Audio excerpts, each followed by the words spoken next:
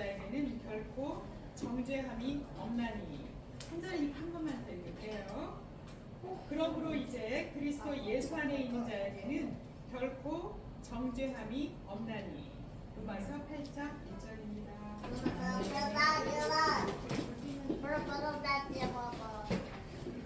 우리 사랑하는 우리 유초동부 여러분 한 주 동안 잘 지냈나요? 아니요. 날씨가 너무너무 덥죠. 우리 친구들 얼굴 보니까 전도사님이 많이 행복하고 기쁜 것 같아요. 우리가 좀 더 예배 가운데 하나님이 함께 하신다는 걸 우리 친구들이 느꼈으면 좋겠어요. 우리 주한이 시온이 떠내면 안 돼. 집중하고 오늘 왜 이렇게 어수선하지? 우리 다 예배에 집중하기 바랍니다.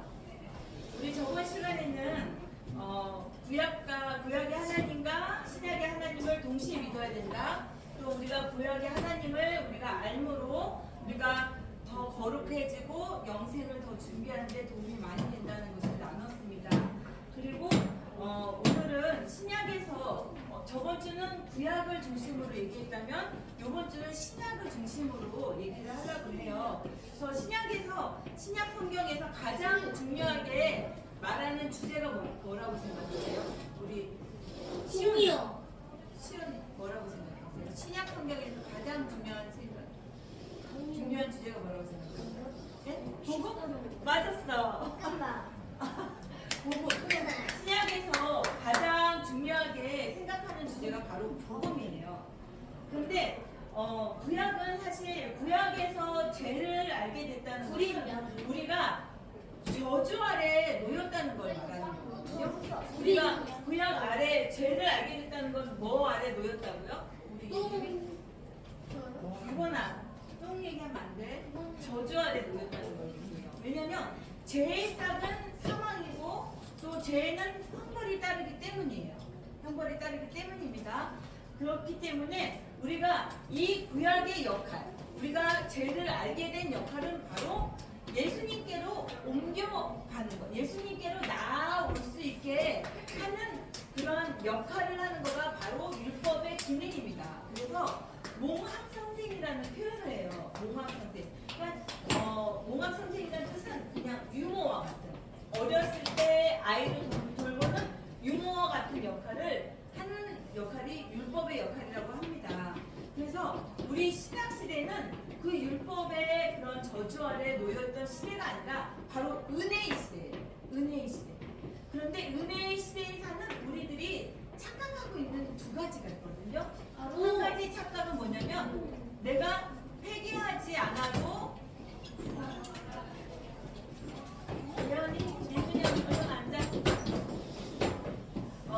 내가 착각하고 있는 두 가지가 뭐냐면 내가 회개하지 않아도 구원받을 수 있다는 착각을 할 때가 있고, 또 한 가지 착각은 뭐냐면 내가 회개를 해도 죄가 남아있다는 착각을 할 때가 있어요. 그래서 우리가 이거가 두 가지 착각인데, 그래서 예수님이 우리가 예수님의 공로로 구원을 받았고 은혜를 받은 거에 대해서 우리가 나눠보는 시간을 가지려고 합니다. 그러면 우리가 그 은혜의 시대에 대해서 복음에 대해서 비유로 말하는, 성경에서 비유로 말하는 것이 있는데 그거를 두 가지를 한번 생각해 보려고 해요. 첫 번째 비유는 탕자의 비유예요. 탕자의 비유. 탕자의 비유에 대해서 들어본 사람? 우리 예언이 들어봤어? 한번 얘기해 줄 수 있어?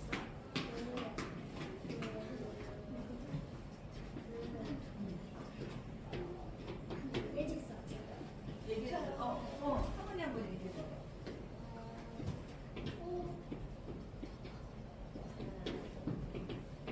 생각나는 거.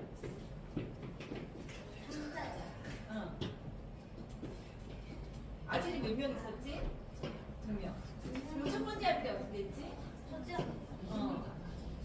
아들은 어떤 아들이 됐어? 맞아. 두 번째 아들은 나중에 같이 가? 당연히 맞아. 그래서 똥에 사는 재산 난리 났었어.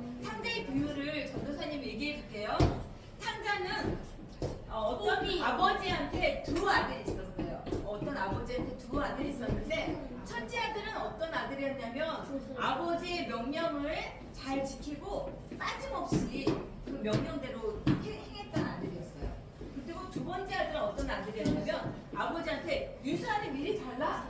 나는 유산을 받아서 내가 내 마음대로 살겠다 하고 집을 떠나서 다른 나라에 가서 그 유산은 다 아버지 돈을 다 낭비하고 그리고 먹을 것이 없어서 다 아버지 집으로 돌아온 아들이었어요. 그런데 그 돌아온 아들한테 아버지께서 어떻게 했냐면은 너무나 기뻐하면서 예쁜 옷을 입혀주시고 또 정말 성대한 잔치를 벌여줬어요. 그런데 첫째 아들의 반응을 우리가 주목해야 됩니다. 첫째 아들이 어떤 반응을 했죠? 우리 예리, 우리 현지. 질투했어. 그쵸? 현지가 정확하게 말했어요. 첫째 아들이 질투를 하고 어떻게 표현을 했냐면 나한테는 친구랑 어린 송아지 한 마리도 안 잡아줘 놓고서 저렇게 아버지 뜻대로 행하지 않는 아들을 위해서는 이렇게 큰 잔치를 벌이는 것이 말이 됩니까? 그렇게 아버지한테 화를 냈어요.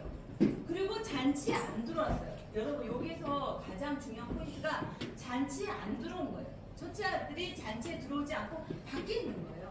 그랬더니 아버지가 밖에 있는 아들한테 나왔어요. 그래서 아들아, 너 것은 다 내 것이고 정말 이 두 번째 아들은 죽었다가 살아났기 때문에 내가 기뻐하는 거야. 그렇게 얘기를 해줬거든요.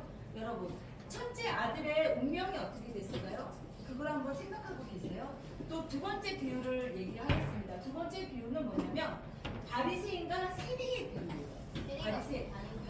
바리새인은 하나님의 율법을 지키는 것을 거의 정말 직업으로 하는 계층이에요.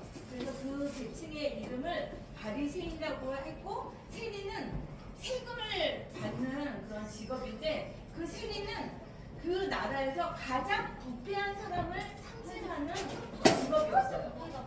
부패가 타락한 거. 왜냐면 세금을 만약에 많이 걷어. 100원을 걷어야 되는데 1000원을 걷어가지고 100원은 나라에 내고 900원은 자기가 먹고 그렇게 비리가 많은 사람들이 세금이었어요. 그래서 100원을 걷어야 되는데 1000원을 걷었으니까 국민들이 얼마나 힘들었겠어요. 그래서 세리는 우리나라로 치면은 진짜 가장 정말 비난받는 그런 사람들이었어요. 그랬는데 바리새인과 세리가 기도하러 갔어요. 기도하러 가가지고 바리새인과 세리가 기도하러 가서 바리새인은 어떻게 기도했냐면 서서 손을 들고 하나님 저는 저 세리와 같이 죄를 짓지 않았는 거를 감사합니다. 그렇게 손을 들고 하나님께 기도했어요. 근데 바리새인은 세리는 어떻게 기도했냐면 너무나 자기 죄가 부끄러워서 땅에 엎드려서 이렇게 고개를 들지 못하고 하나님께 기도했어요. 저는 너무나 죄인입니다. 저희 죄를 용서해 주세요. 그렇게 기도했거든요. 근데 예수님의 말씀의 포인트는 뭐냐면 기도하고 내려갔을 때 이 세리가 하나님께 의롭다함을 받고 내려갔다는 거예요. 그러면 이 두 가지 비유를 통해서 우리가 은혜 시대에 사는 우리에 대한 믿음을 조명해 주시는 거예요. 그러면 우리가 생각해 볼 때 이 첫째 아들이 결국은 하나님 명령대로 열심히 있어. 그리고 바리새인이 어떻게 했냐면 하나님 명령대로 열심히 있어. 그런데 결과적으로 만약에 첫째 아들이 아버지가 와서 설득을 했는데도 불구하고 잔치에 안 들어갔어. 잔치는 뭘 의미할까요? 천국. 잔치는 천국을 의미해요. 근데 열심히 정말 일생을 다 바쳐서 열심히 정말 아버지 명령대로 했던 첫째 아들이 마지막 순간에 둘째 아들을 보고 천국에 안 들어갔으면 잔치에 안 들어갔으면 이 사람은 구원을 받지 못하는 거예요. 그리고 바리새인은 평생에 걸쳐서 하나님의 율법대로 살고 율법을 연구했던 사람인데 마지막에 이 세리를 정죄함으로 정말 천국에서 제외된 사람입니다. 얼마나 무서운 건지 아시겠어요? 그래서 제가 복음에 대해서 말하는 핵심은 바로 정죄하지 않는 진리가 복음이라는 것입니다. 정죄가 죄를 지적하고 죄를 심판하는 마음을 정죄라고 해요.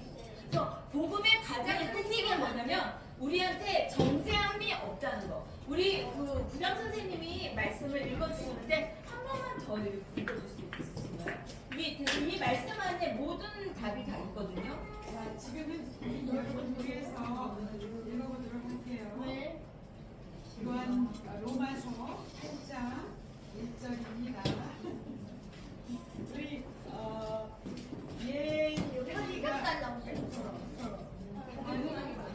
자 합니다.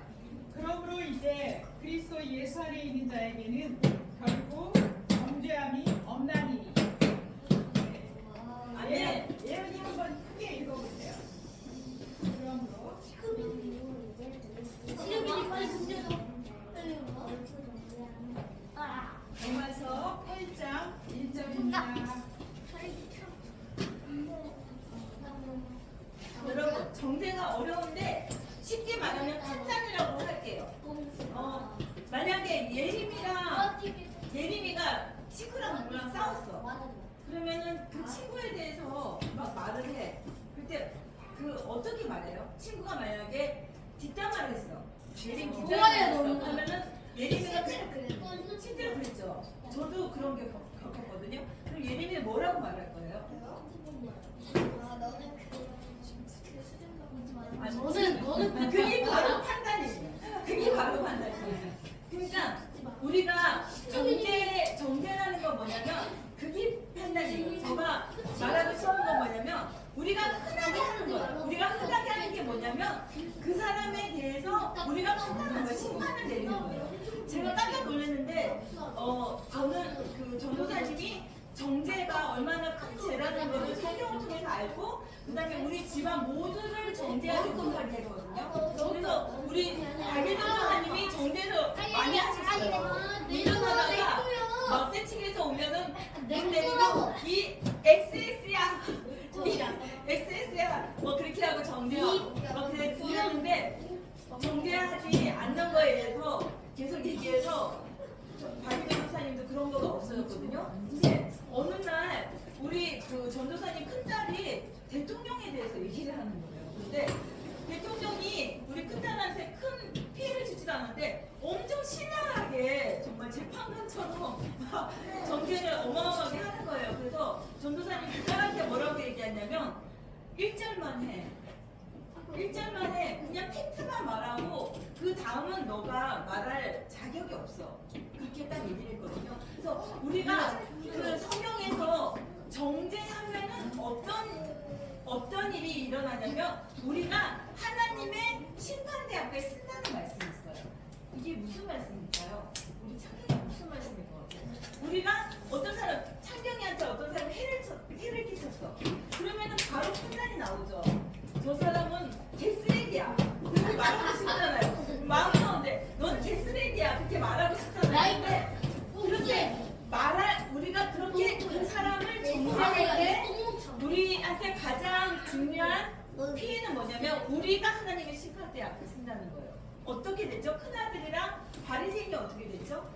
바리새인이 그냥 하나님 감사합니다. 저희 죄를 구원해 주셔서 감사합니다. 이렇게 했으면은 천국에 들어갈 것을 왜 괜히 세리한테 대해서 내가 세리처럼 안 된 거를 감사합니다. 그렇게 자기 의를 세움으로 해서 그 사람은 구원의 제외가 된 거예요. 그리고 큰아이들도 평생에 아버지 명대로 하고 작은 아이들이 돌아왔을 때 기뻐하면서 같이 장치에 참여했으면은 이게 아무 문제가 없었는데 괜히 작은 아들은 죄인이라고 정죄를 함으로써 이게 큰 정말 피해를 받은 거예요. 그러니까 이 정죄가 간단한 문제가 아니라는 거예요. 그래서 여러분 이 구원에 대해서 우리가 구원을 얻기 위해서 성경을 읽는데 구원을 얻는 데 있어서 독소조항 우리가 구원을 얻지 못하게 되는 독소조항에 대해서 성경에서 아주 세밀하게 정말 경고하고 있는데 그 중에 하나가 정죄예요. 근데 만약 화났을 때 어떻게 하는지 정죄하지 않는 비법도 전도사님이 얘기해 줄게요. 조금만 기다려보세요. 그래서 성경에서 어떤 말씀이 있었냐면 너희가 돌이켜서 어린아이와 같이 되지 아니하면 결단코 천국에 들어갈 수 없다고 했어요. 들어갈 수 없다고 했어요. 그러면은 어린아이가 아닌 사람의 경계점이 뭐냐면 정죄가 있느냐 정죄가 없느냐의 경계점이 있어요.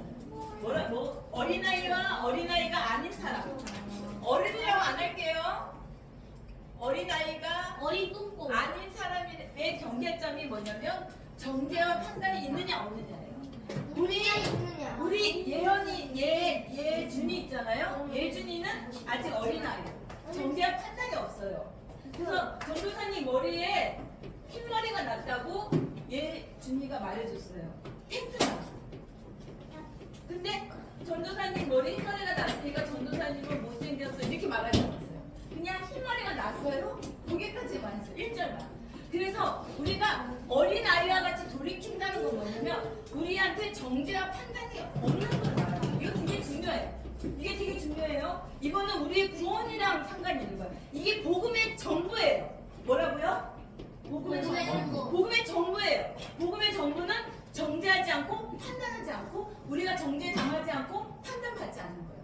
그래서 우리 마음 가운데 만약에 착한 마음이 있잖아요. 그러면 남을 판단하는 것뿐만 아니라 자기 자신도 판단해요. 전도사님은 좀 마음이 약한 편이에요. 그래서 전도사님은 전도사님 자신을 판단하는 게 되게 많았어요. 자책하는 거. 그래서 뭐 조금만 잘못하면은 그거를 하루 종일 생각하면서 아 내가 왜 그걸 잘못했지? 그리고 내 자신에 대해서 난 개쓰레기인가? 그렇게 판단할 때도 있었어요. 근데 그것조차도 하나님한테 죄가 된다는 걸 알게 돼서 나는 잘 몰라. 나는 잘 몰라. 그것까지가 우리의 피조물의 위치라는 거예요. 근데 내가 모든 걸 아는 것처럼 난 개쓰레기야. 그렇게 생각하는 것도 우리가 피조물에서 하나님의 위치에 가게 되는 거예요. 그게 되게 위험한 거예요. 이거가 왜 우리한테 자연스럽냐면 우리 예준이는 어린아이예요. 근데 우리 예림이랑 성훈이부터는 지금 판단하고 정죄할 수 있는 나이가 되는 것 같아요. 우리 시온이랑 뭐 주한이도 약간 그럴 수 있는 나이예요. 요즘은 사춘기가 빨리 와서 어린아이가 되게 낮아요. 미디어나 뭐가 정보가 많이 공급이 돼서 많이 낮는데 여러분 보세요. 우리가 원죄가 있잖아요. 원죄가 뭐죠? 선악과를 먹는 거예요. 선악과를 먹는 거가 어떤 의미가 있다고 했어요? 선과 악을 아는 일에 우리와 하나가 됐다 그랬어요. 하나님과 하나가 됐다 그랬어요. 그러니까 선악과를 먹는 거는 단지 그냥 열매를 먹는 게 아니라 하나님의 선과 악을 분별하는 그런 심판하는 그런 죄를 인간이 범한 거예요.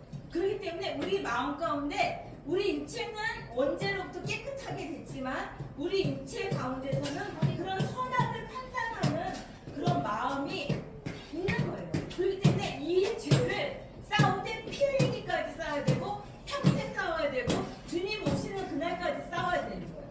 성훈이 무슨 말인지 알겠어요? 우리 예리 성훈이한테 막 속상하게 하고 그러면 어떻게 생각해요? 아니에요. 어떤 친구가 성훈이한테 막 인격적으로 모독적인 말을 했어. 그럼 어떻게 생각해요? 보세요. 우리가 그런 원죄가 우리한테 있다는 거, 우리한테 판단하는 거가 죄라고 생각이 안 될 때가 많아요. 왜냐면 너무 자연스러운 거야. 1초 만에 판단이 들어요. 우리는 그냥 보자마자 판단이 들어요. 만약에 진짜 어떤 목사님이 벤츠차를 끌고 왔어요. 딱 주차하는 순간에 우리 1초 만에 판단이 드는 거예요. 저 목사님 너무 살찌는 거 아니야? 그렇게 판단이 우리는 1초 만에 판단이 돼요. 근데 그 목사님은 벤츠차를 어떤 사람의 부탁으로 심부름으로 운전을 갖고 올 수도 있는 거예요. 우리가 잘 모른다는 거예요. 그래서 우리가 잘 모른다는 관점을 가지고 있어야 되고 우리가 돌이켜서 어린아이가 되지 않으면 천국에 결코 들어갈 수 없다는 말씀을 유의해서 보셔야 돼요. 그러니까 천국은 어떤 곳이라는 것을 많이 얘기해 주지 않아요. 성경은 어떤 말씀이 많냐면 어떻게 하면 천국에 못 들어가. 독수조항을 많이 얘기하는 거예요. 왜냐하면 천국은 너무나 좋은 곳이기 때문에 그곳에 가지 않는 지옥에 들어가는 그런 위험에 대해서 경고하는 말씀이 많다는 거예요. 그 정말 가장 중요한 핵심 중에 하나가 정죄하는 거예요. 정죄하면 어떻게 된다고요? 하나님의 심판이 앞에 쓴다는 거예요. 첫째 아들과 바리새인은 어떻게 됐다고요? 천국에 못 들어가는 거예요. 왜냐하면 정죄하고 판단한 마음 때문에. 그거가 바로 자기 의라는 거예요. 나는 오라. 나는 예수님 믿고, 나는 기도하고, 나는 똑똑하고, 나는 착하고, 나는 발라. 그렇기 때문에 그런 마음이 있기 때문에 다른 사람에 대해서 그런 정도가 나는 거예요. 근데 나는 그냥 용서받은 죄인이야. 그 마음이 있으면 우리가 정죄함에서 벗어날 수 있어요. 그러면 전도사님도 정죄하는 죄에 대해서 자유롭지가 못했고 몇 년 동안은 그거가 죄라는 것도 생각하지 못하고 있었어요. 몇 년 동안 죄라는 거 생각하지 못했고 죄라는 거 안 후에도 그 죄를 어떻게 하면 극복할 수 있을까에 대해서 고민을 많이 했어요. 그래서 전도사님이 그 깨달은 노하우를 몇 가지 나누려고 해요. 전대하지 않는 거. 우리가 판단하지 않으려면 1절만 해야 돼. 1절만. 1절만. 2절 하면 안 돼요. 아니야. 찬양 말고. 정대는 어떤 거에 대해서 1절이라고 얘기해요. 전도사님은 맨날 우리 전도사님 끝단이 블라블라블라 하면은 1절만 해. 2절 하면 안 돼. 그렇게 말하거든요. 우리 박일정 도사님이 뭐라 하려고 하면 1절만 해. 그렇게 하거든요. 1절은 뭐냐면 팩트예요. 1절은 뭐라고요? 팩트. 팩트만 말하는 거예요. 그리고 예수님이 노라고 얘기하는 거예요. 그래서 어떤 전도사님 친구가 전도사님에 대해서 모함을 했어요. 그러면 1절만 하는 거예요. 너 나한테 거짓말했구나. 나한테 대해서 거짓말 안 했으면 좋겠어. 1절만. 그리고 꼭 2절은 뭐냐면 판단이나 평가,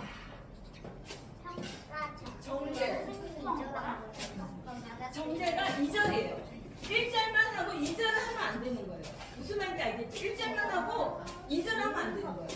친구가 전도사님한테 거짓말해서 모함을 했어요. 그래서 전도사님이 굉장히 억울한 일을 당했어요. 그래서 너는 나한테 거짓말을 했구나. 너가 나한테 거짓말을 안 했으면 좋겠어.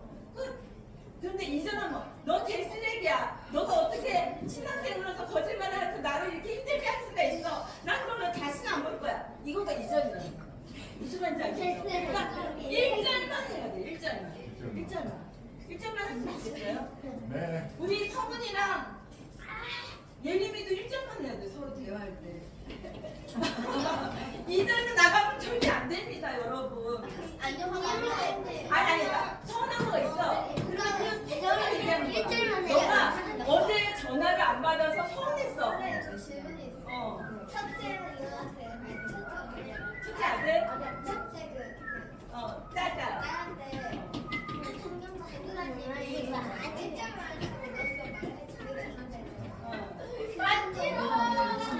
아니, 그 자격이 안 되는 말은 뭐냐면 우리가 인간이라는 거예요. 우리가 심판할 권리가 여러분 조용히 좀 해주세요. 조용히 예배소에 되게 중요한 얘기예요.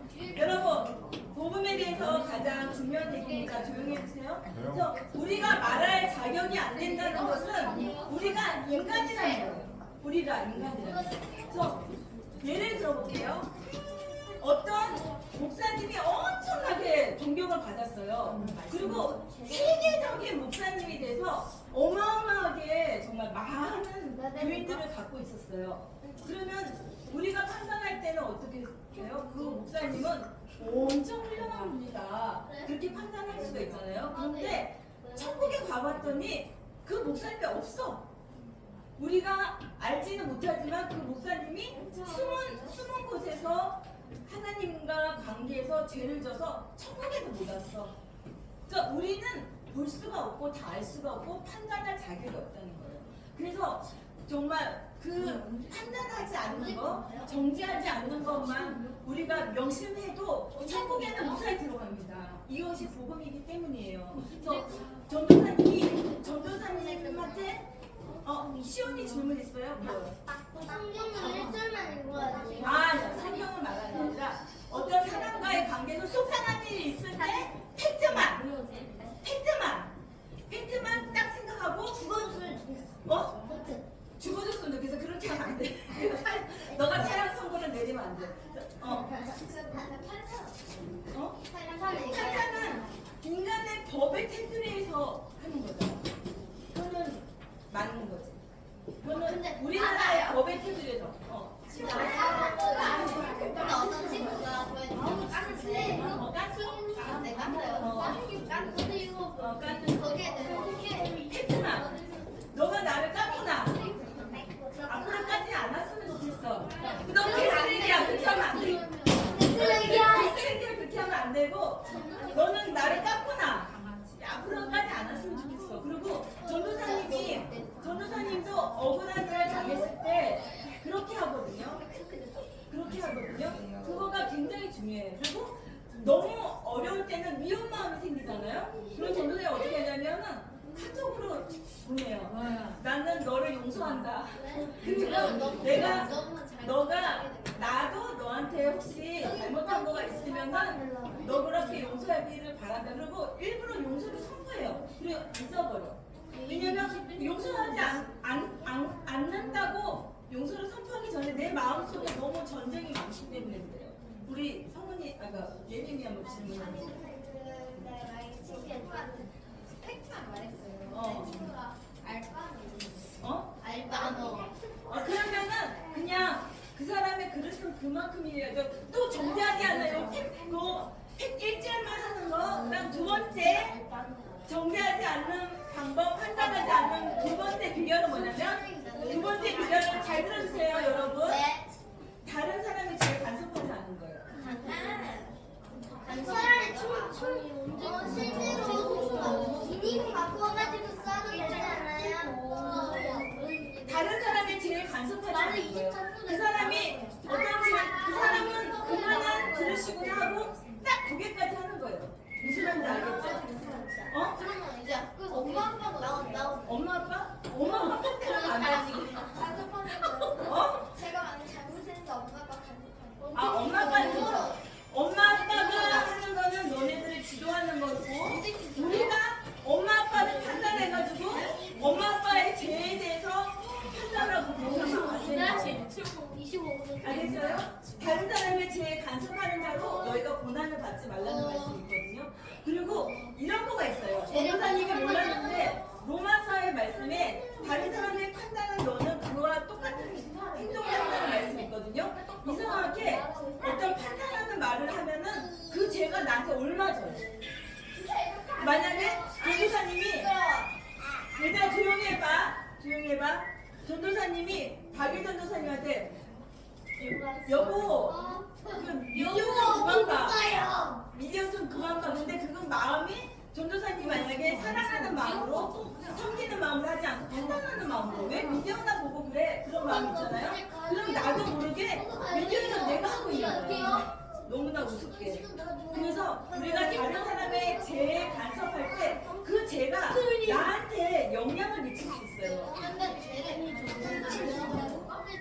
죄를 간섭한다는 건 뭐냐면 그냥 아까 말했던 것처럼 그 예림이 친구가 예림한테 나쁘게 했을 때 그 사람의 죄에 대해서 내가 어떻게 해보려고 하는 거야. 조용히 말해. 그렇구나. 끝. 나는 그렇게 말해야지. 끝. 거기까지가 끝입니다. 양피처. 알았어. 여러분 오늘 복음에 대해서 얘기했는데 오늘 예배 태도는 별로 좋지 않아요. 여러분 많이 좋지 않습니다. 오늘 되게 중요한 얘기를 했는데 많이 좋지 않습니다. 그래서 우리 친구들이 좀 더 우리 예배에 집중하고 하나님을 경외하는 태도를 가졌으면 좋겠어요. 이 시간에 우리 부장 선생님이 잠깐 강권의 말씀 나누겠습니다. 오늘 그래서 선생님의 가장 주목하게 된 난 집에 가자.